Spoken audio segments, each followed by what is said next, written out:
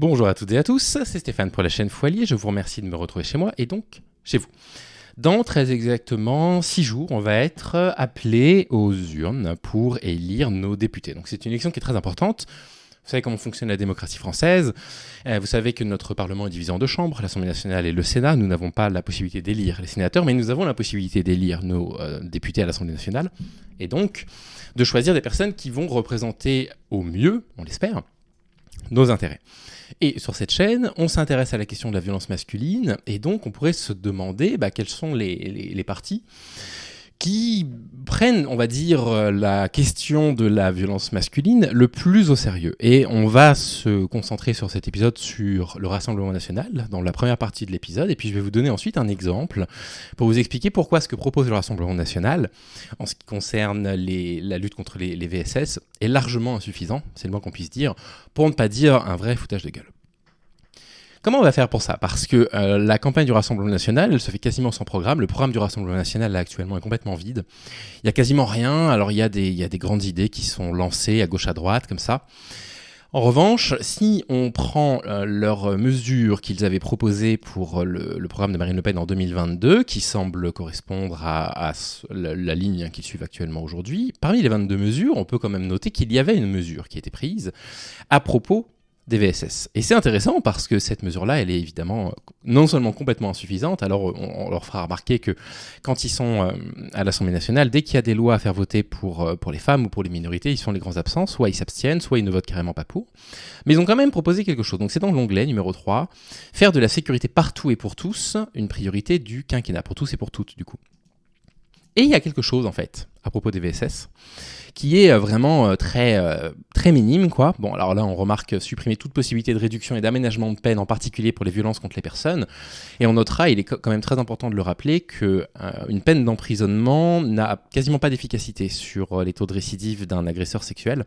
Et que donc, en fait, la prison ne semble pas la bonne solution. Et c'est pas en proposant plus de répression qu'on va avancer quelque part. Il va falloir trouver toute une série de solutions annexes. Évidemment, augmenter le nombre de places d'hébergement d'urgence pour les femmes. Également, augmenter le nombre de places d'hébergement pour les hommes qui commettent des VSS, parce que jusqu'à présent, en fait, on demande aux femmes de quitter le foyer, ce qui est quand même complètement dingue. Et si jamais vous avez un homme qui se retrouve avec une restriction d'éloignement, mais qu'il n'a qu'un seul endroit où vivre, il va se retrouver à être relogé chez son ex-compagne, ou chez sa compagne, chez qui il a fait commettre de la violence, à qui il a fait commettre de la violence, sur laquelle il a commis de la violence, je vais y arriver. Et en plus de ça, on connaît les mécanismes d'emprise qui font que certaines femmes vont réaccueillir leur agresseur chez elles. Donc en fait, cette solution-là, elle est évidemment complètement ineffective. Mais surtout, on a ça. On a inscrire au fichier des délinquants sexuels les harceleurs de rue. Et là, il y a un problème. Il y a un double problème. Le premier problème, qui me semble absolument évident, c'est que délinquants sexuels et harcèlement de rue sont deux choses qui sont différentes, contre lesquelles on lutte de façon un petit peu différente. Le harcèlement de rue, c'est une infime portion de la problématique des VSS. Alors, ne me faites pas dire ce que j'ai pas dit. Si demain il n'y avait plus de harcèlement de rue, le monde il serait déjà un petit peu plus facile pour les femmes, ça c'est clair. Vous savez que la rue, dans l'argumentaire féministe, on dit souvent que les espaces publics, d'une façon générale, sont privatisés par les hommes. Et la rue est un des meilleurs exemples de ça. Remarquez quelque chose, c'est que quand vous voyez des femmes dans la rue, vous les voyez pour se déplacer dans la rue. Vous voyez quasiment jamais de femmes à l'arrêt, vous voyez beaucoup d'hommes qui sont à l'arrêt. Il y a plein de raisons sociologiques qui expliquent cela. On a déjà parlé dans des épisodes précédents. Mais donc, voilà, le harcèlement de rue, vous le supprimez. Certes, ça rend quand même le monde un petit peu plus facile d'accès pour les femmes, mais vous n'avez pas corrigé grand-chose. Le problème de ça également, c'est que la violence masculine s'exerce là où vous trouvez des hommes. Et donc, qu'est-ce qu'ils sont en train de faire ? En disant il faut qu'on focalise notre attention sur le harcèlement de rue, ils se focalisent évidemment sur les personnes d'origine étrangère. Pourquoi les gens affirment ça ? Les gens affirment ça sans réellement de source, mais on peut éventuellement le comprendre, parce que où se trouve la bourgeoisie blanche ? Elle se trouve dans les grandes écoles, elle se trouve dans des entreprises bien payées, etc. Et les personnes qui passent leur journée dans la rue, généralement, ce ne sont pas des bourgeois blancs, la plupart du temps. Et donc, ils ont l'impression que le harcèlement de rue est produit quasiment exclusivement par des personnes d'origine étrangère. Évidemment, moi je pense que c'est faux, mais quand bien même ce serait vrai, ça poserait des questions de classe qui sont plutôt intéressantes, à se dire, mais en fait, à partir de quand la France décide de mettre en place des mesures, soit des mesures d'accès à l'emploi qui soient efficaces, même si c'est pas celle que je préconise, soit des choses qui permettent aux gens de vivre dignement, sans nécessairement avoir l'obligation d'être employé, par exemple. de se retrouver employé par un patron, pour que les gens n'aient pas en fait à passer une partie de leur vie à l'extérieur. Mais quand bien même en fait, le harcèlement de rue, est-ce que c'est pas exactement la même chose que le harcèlement qu'une femme va subir dans le couloir d'une université?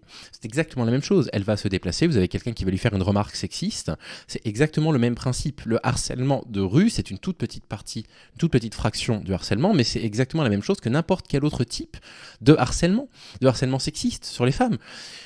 Qu'une femme se reprenne une remarque sexiste dans la rue, qu'elle se prenne une remarque sexiste sur son lieu de travail ou là où elle fait ses études, c'est exactement la même chose pour elle. C'est une agression sexiste qu'elle subit au quotidien. Et du coup, vouloir absolument focaliser son attention sur le harcèlement de rue, c'est déjà baisser les bras sur la question du harcèlement des femmes en général.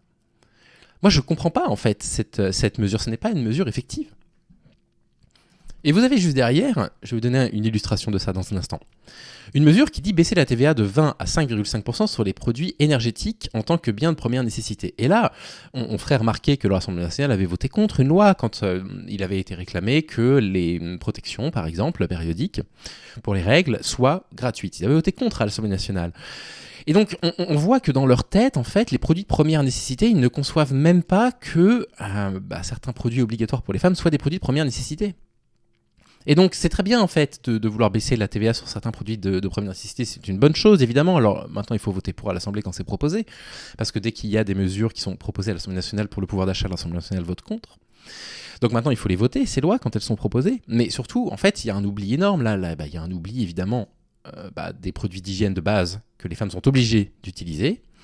Et puis, on pourrait tout à fait envisager que, étant donné que les consultations chez le gynécologue sont quasiment obligatoires, ou chez la sage-femme ou chez le généraliste pour ces questions-là, que ça puisse être pris en charge intégralement par la société. Et puis, dans les produits de première nécessité, on oublie aussi également le fait que les mères s'appauvrissent quand un enfant arrive dans leur foyer. Je ne sais pas, le lait maternel, par exemple. Ce genre de choses. Donc voilà, ça manque.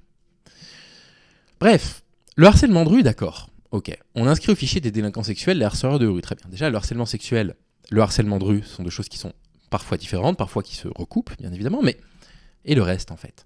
Parce que les femmes, elles sont harcelées partout. Hein. Et là, je prends volontairement l'exemple, on va dire, le plus caricatural de harcèlement qui n'est produit que par des bourgeois blancs riches. Hausse des viols signalés à Polytechnique. Alors, je vous assure que si vous êtes à Polytechnique, vous n'êtes pas dans la catégorie des harceleurs de rue. Hein. Ça, je vous le garantis. Hein. Ce sont deux types de populations qui sont complètement différentes. Et donc, si le Rassemblement national veut s'intéresser au harcèlement que les femmes subissent, on ne s'intéresse pas au harcèlement de rue, on s'intéresse au harcèlement tout court. D'autant que les viols qui sont commis dans l'espace public représentent 4 à 5% de l'ensemble des viols en France, maximum selon certaines ressources bibliographiques. Et donc ça ne va pas changer grand-chose en fait. Donc oui, effectivement, la rue sera un endroit un tout petit peu plus safe, et les autres endroits en fait. Le problème, c'est la violence masculine qui doit se penser comme quelque chose de commun, de global. Comment on lutte contre la violence masculine ? Hausse des viols signalés à Polytechnique. Pour sa présidente, aucun cas ne doit rester lettre morte.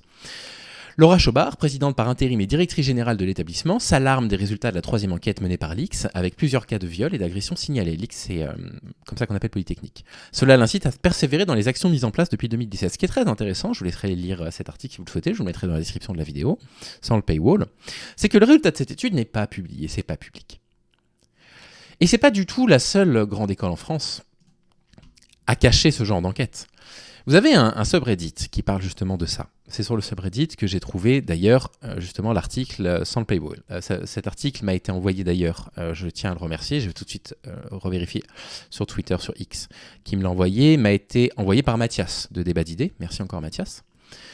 Et vous allez voir que là, vous avez ici par exemple Necessary Medicine 35, qui nous dit « Je suis dans une autre top école d'ingé en France, on a un questionnaire que l'indirection interdit de publier, et les résultats sont les mêmes en hausse, et les actes sont de pire en pire. » C'est-à-dire que les grandes écoles françaises, qui sont quand même le fleuron de la grande bourgeoisie, matérielle, intellectuelle, blanche, tout ce que vous pouvez imaginer, dans ces écoles-là, vous avez une augmentation catastrophique du nombre d'agressions sexuelles, du nombre de harcèlements sexuels. Ces enquêtes, les écoles refusent de les publier parce qu'elles ne veulent pas se faire de mauvaise publicité. Et donc, on a envie de dire au Rassemblement national, si vous voulez lutter contre le harcèlement sexuel, si vous voulez lutter contre toutes les formes de VSS, si vous choisissez de faire une mesure qui sera simplement, une mesure qu'on mettrait en tête de gondole dans un supermarché pour dire regardez, on a lutté contre le harcèlement de rue, vous n'avez lutté contre rien.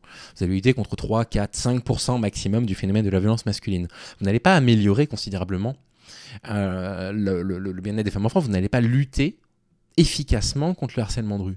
C'est catastrophique.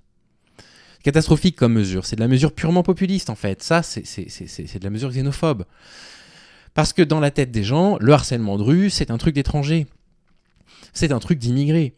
Ils n'ont absolument rien pour pouvoir prouver ça.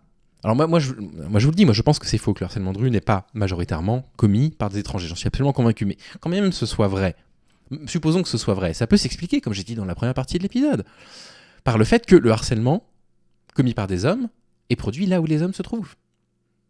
Que ce soit dans la rue, que ce soit en entreprise, que ce soit à l'université. Et oui, les populations les plus aisées, elles passent pas leur journée dans la rue, c'est une évidence. Donc voilà une mesure poudre aux yeux, qui est une mesure autoritaire, qui n'a pas beaucoup d'efficacité. Je vous recommande d'aller voir un petit peu ce que publie le compte Hacking Social sur Twitter à propos justement de la façon dont on gère l'autoritarisme. Et ça fonctionne pas. On sait que ça fonctionne pas en plus de ça. C'est pas juste une opinion, on sait que ça ne fonctionne pas. Donc voilà comment le Rassemblement national propose de lutter contre les VSS, et c'est évidemment à côté de la plaque, ça n'aura aucune efficacité. Et voilà, ce sont simplement des mesures qui seront des mesures, encore une fois, prises à l'encontre d'un certain type de population. On a très bien compris ce qu'ils insinuaient par lutter contre le harcèlement de rue, et c'est quand même problématique. Voilà ce que je voulais vous dire sur le programme du Rassemblement national par rapport aux droits des femmes. Vous savez qu'ils se sont également opposés à la constitutionnalisation de l'IVG pour une partie des députés du Rassemblement national. Ils font partie des députés du parti politique qui a le plus voté en proportion contre cette mesure-là. Donc voilà, ne vous laissez pas tromper par ces beaux discours complètement trompeurs. Voilà ce que je voulais vous dire à ce propos-là. On va revenir demain avec une vidéo un petit peu dans le même esprit. J'espère en tout cas que ça vous a plu. Je vous souhaite de prendre soin de vous et je vous dis à très vite. Salut les amis.